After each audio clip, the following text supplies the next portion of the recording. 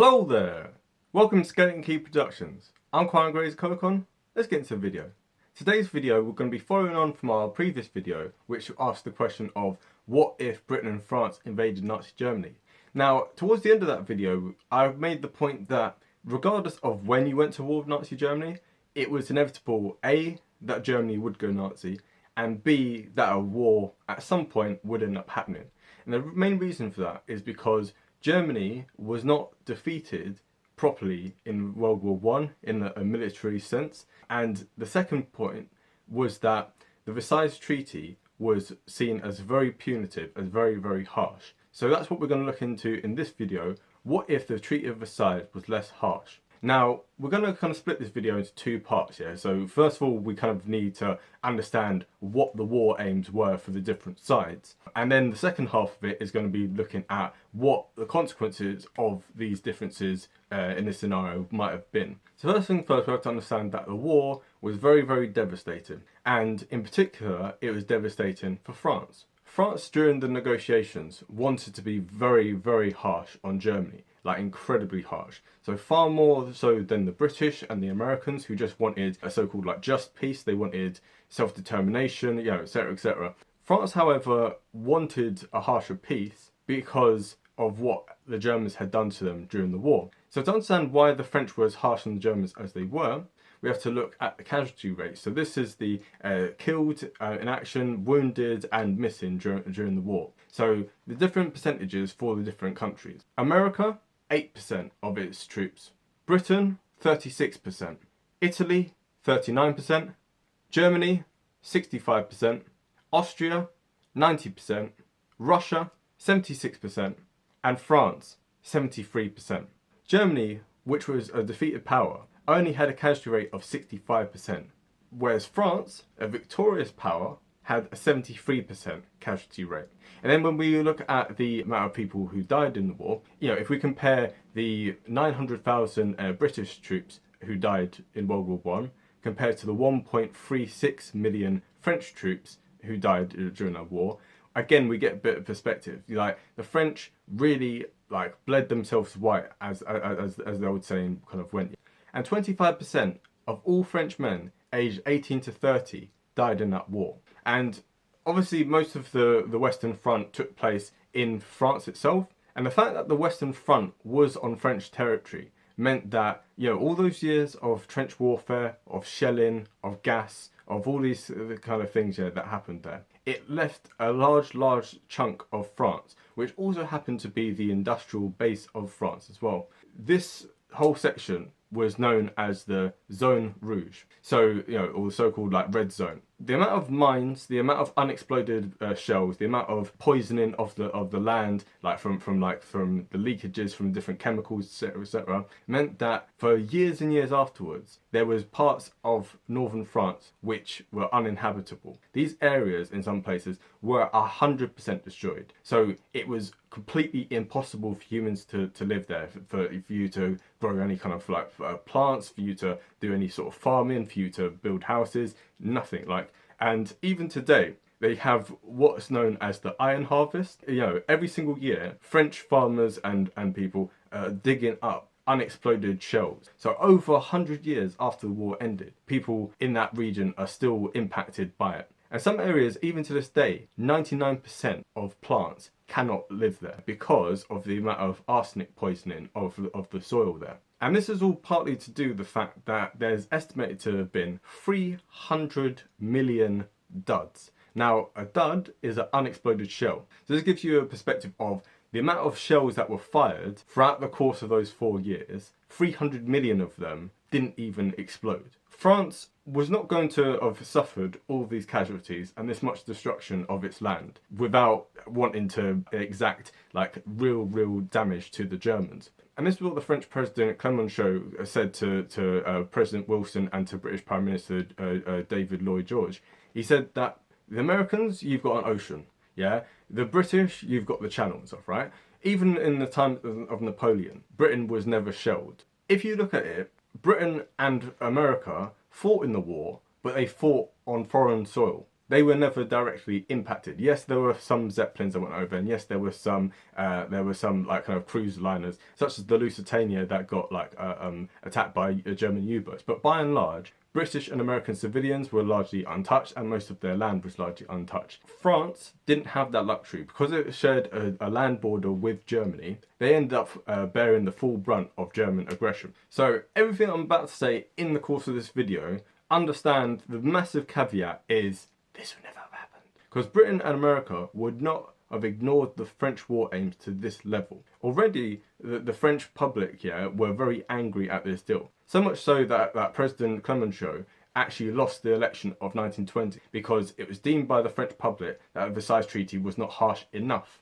So what were the French war aims? Well, as John Maynard Keynes, who was a famous British economist and was also one of the negotiators at Versailles on the part of the British, he made the point that what France seemed to want to do was to undo everything that had been done since 1870. So with the unification of Germany, it seemed that France wanted to dismantle Germany and to weaken it to such a point that it basically gone back almost like 50 years. They wanted to have very harsh reparations. They wanted to have German territory taken away from them. They wanted to have Alsace and Lorraine, which had been taken in the Franco-Prussian War of 1871. They wanted that to be given back to France. And they wanted the occupation of the Rhineland. So they wanted the frontier between France and Germany not to be as it is like today. They wanted it to be on the actual Rhine River. So the whole of that territory there to basically be either part of like France itself or to be a French puppet state. They want for the German military to be scaled down, like really, really scaled down to 100,000 troops. And they wanted all kind of things like such as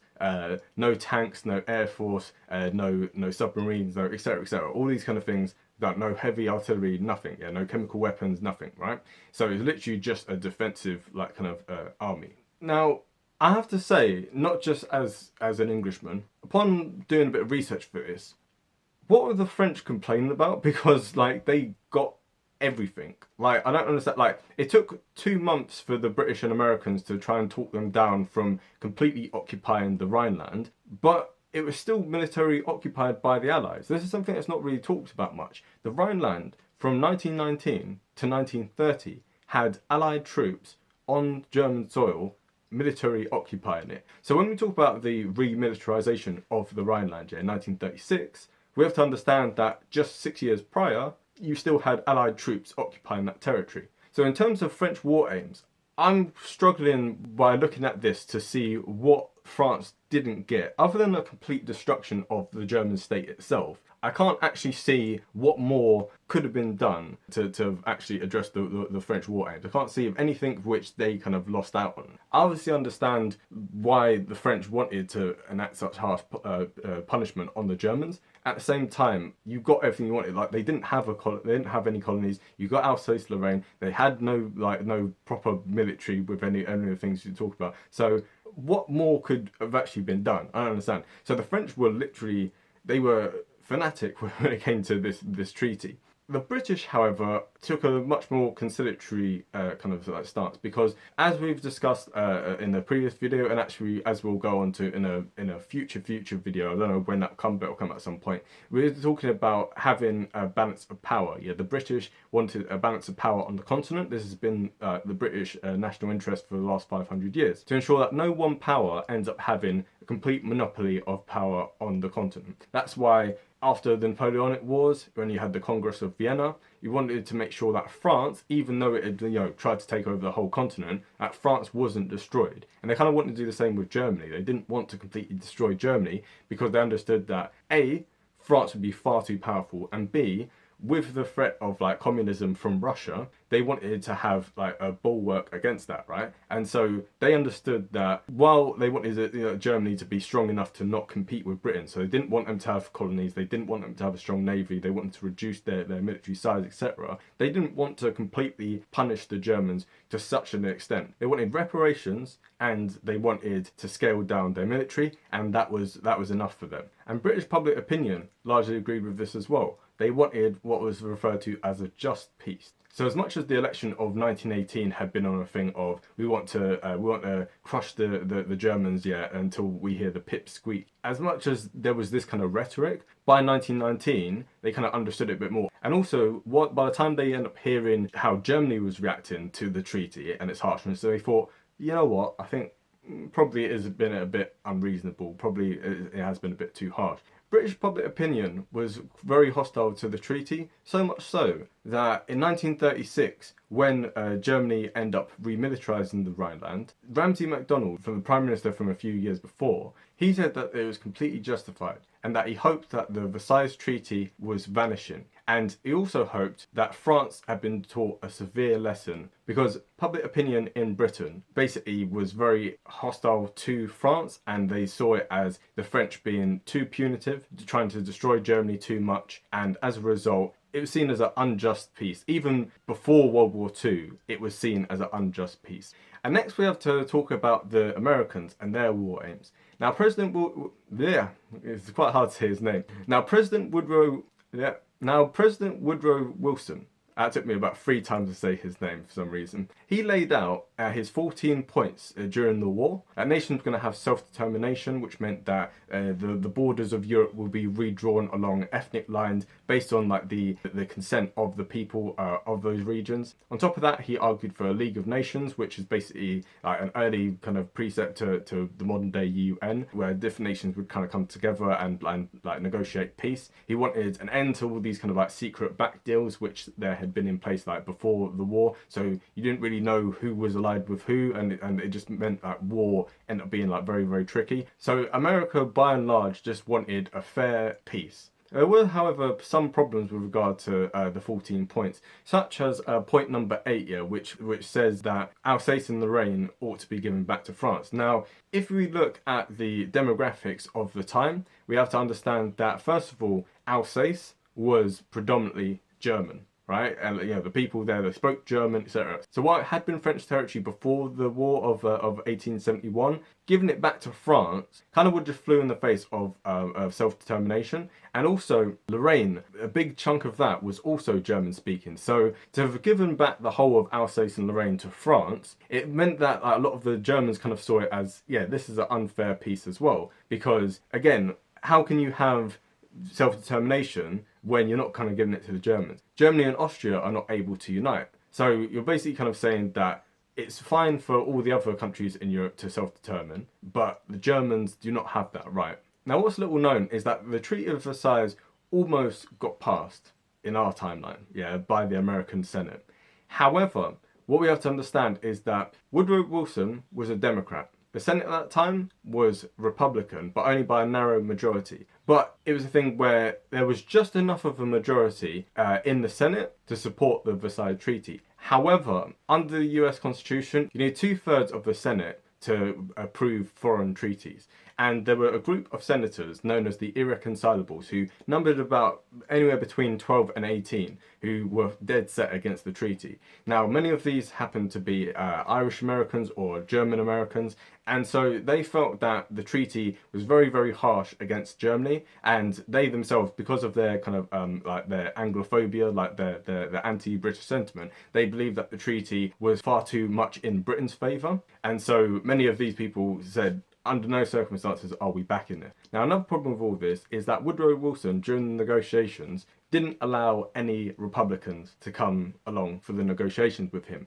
which meant that the Versailles Treaty was seen as a largely a partisan issue, and so was the later League of Nations. So because he didn't reach across the aisle and try and get this kind of consensus, it meant that many people in America were very skeptical of both of these things. When the Republicans came to Wilson and said, okay, we don't like the treaty, however, there are some bits in this, if you make some like reforms on this, you make some little tweaks here, we can kind of get behind it. It's a bit too harsh for us, make a few changes and we can get behind it. He and many other Democrats flat out refused. And so as a result, yeah, on 19th of November, even though they were quite close to getting this 2/3 majority, it failed. And so as a result, America didn't ratify it, and they also didn't end up joining the League of Nations, which meant that America kind of went further into isolationism. So a lot of the things that happened on the continent later, America was not part of until Germany declared war on them in 1941, which is also another video of ours that you should check out. What if Hitler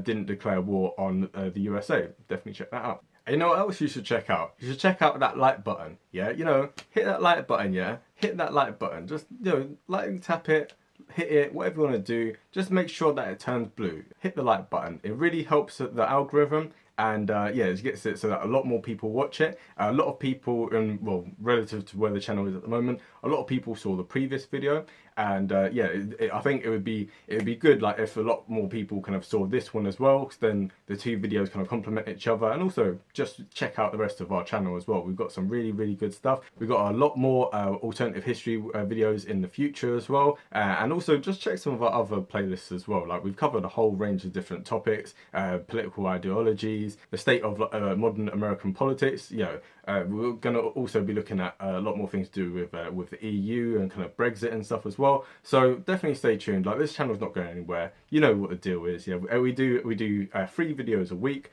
on Tuesday, Thursday, and Sunday. So definitely check out those videos and yeah, hit the like button, and that way more people can see this great content. Or you know, or just continue to be a hater. But it's up to you really. Like haters gonna hate.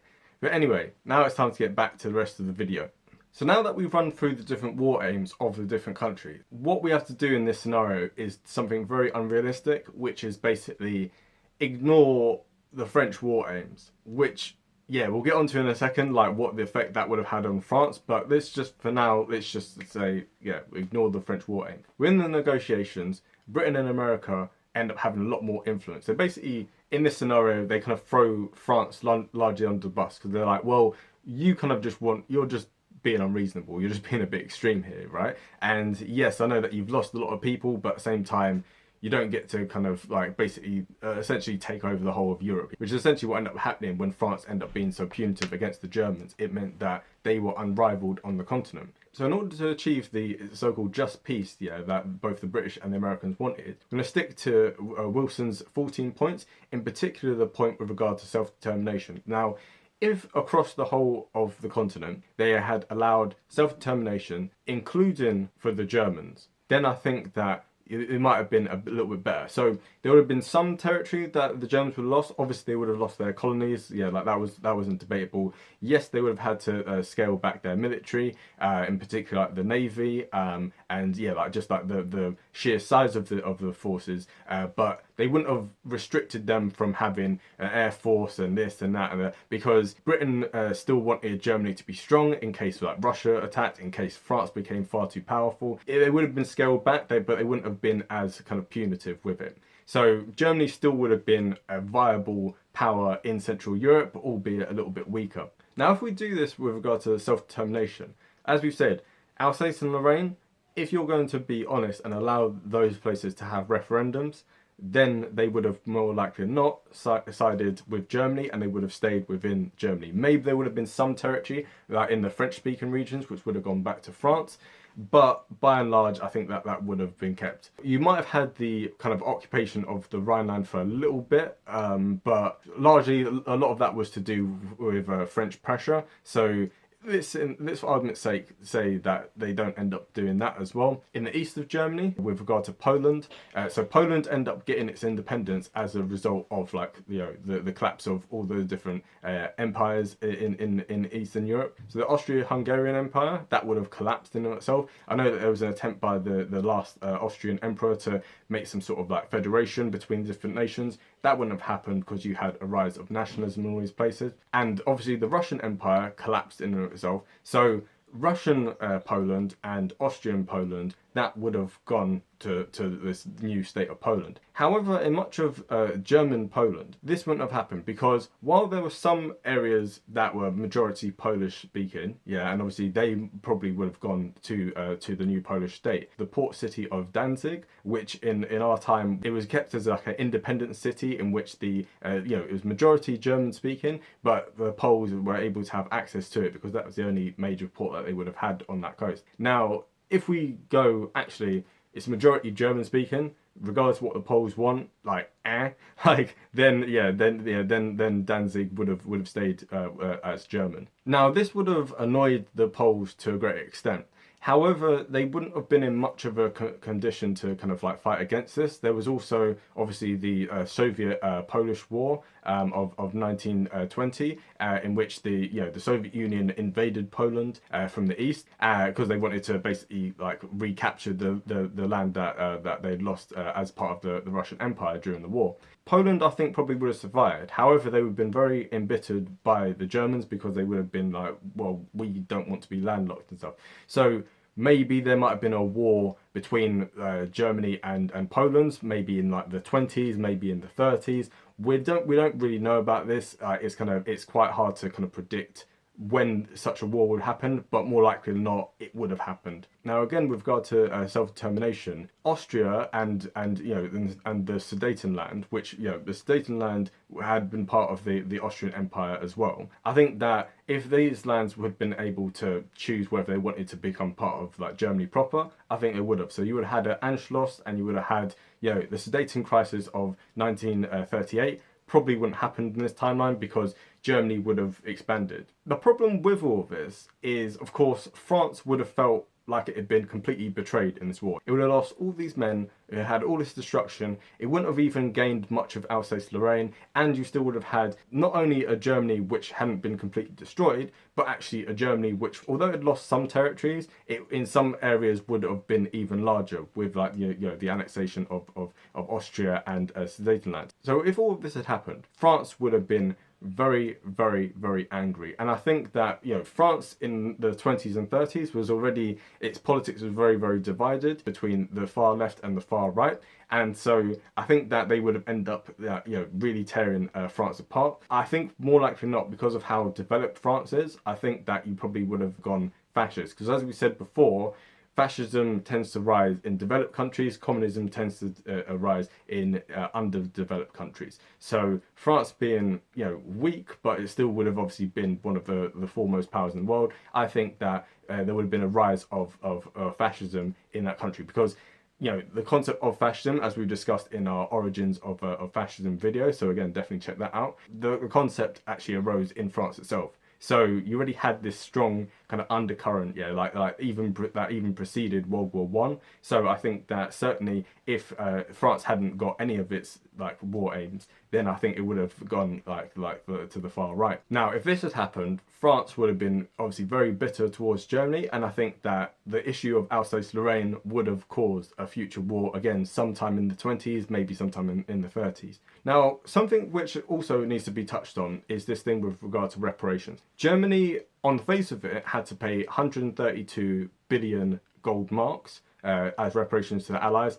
However, this was the total war debt of all the Central Powers. And so while in the negotiations, they said, the Allies said to their general public, oh, this is how much we're getting the Germans to pay. They recognised that Germany couldn't afford to pay it, and also that they weren't solely responsible for the war, so actually it was shared out towards some of the others. However, Germany was the only one of the Central Powers that had any kind of capacity to pay it back. But this high figure of 132 billion marks end up being pushed down to 50 billion.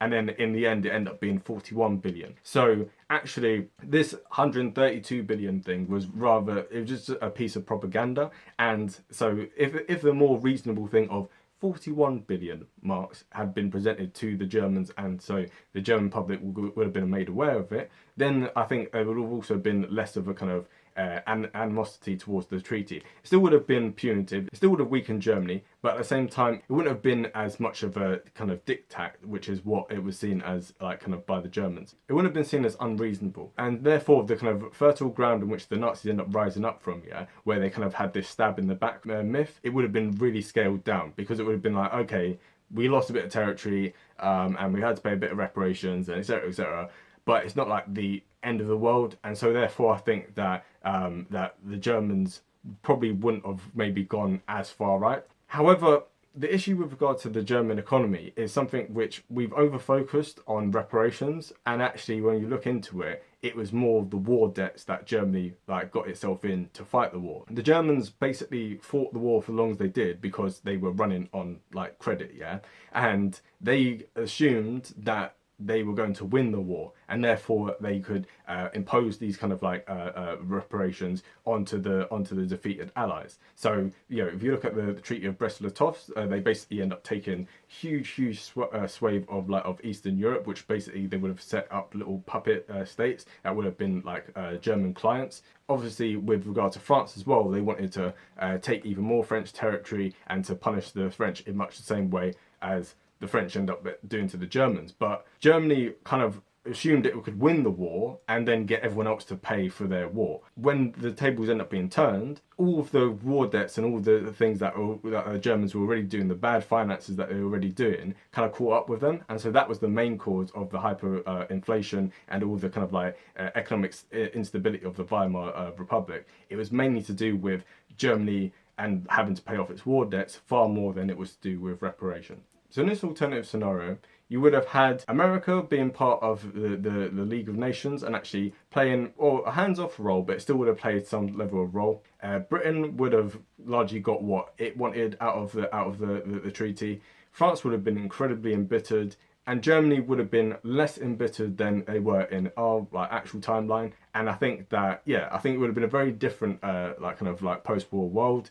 So let me know in the comment section what you think would have been better. Like, do you think that this timeline is a better one than that we have already? There's probably many different facets to this, and probably many different things where yes, it might have been better to have had a harsher treaty towards Germany, but then it's a balancing act. As with all things to do with geopolitics, it's a real balancing act. So I hope that you enjoyed this video, and I hope that you've learned quite a lot from it. And definitely stay tuned for our next video, which is going to be what if Britain stayed neutral in World War One. So that's should be quite an interesting topic. So definitely tell your friends about that. And in the meantime, have a great day and bye.